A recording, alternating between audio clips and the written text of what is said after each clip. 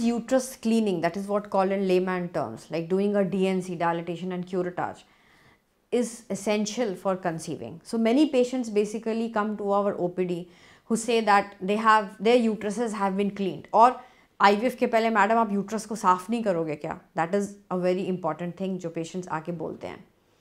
इस केस में बहुत इंपॉर्टेंट है कि देखना कि पेशेंट्स ये क्या बोल रहे हैं. अगर यूट्रस क्लीनिंग मतलब लेमैन लैंग्वेज में आप यूज़ कर रहे हो तो uterus cleaning is not healthy, because आप कहाँ पे करा रहे हो, क्या कर रहे हो, इट्स वेरी एसेंशियल. उससे बहुत बार यूट्रस के अंदर जाले पड़ जाती हैं, एडिशंस हो जाते हैं, कभी कभी ट्यूब ब्लॉक हो जाते हैं उसकी वजह से.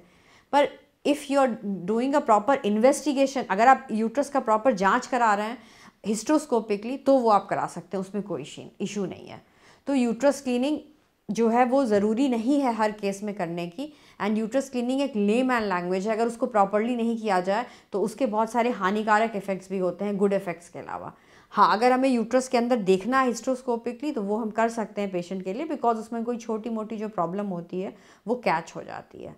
पर ज़रूरी नहीं है कि हर पेशेंट का सारा क्लीन करके सारे टिश्यूज़ भेजे जाएँ. हाँ, कुछ टुकड़े आप लेकर के टेस्ट के लिए भेज सकते हो.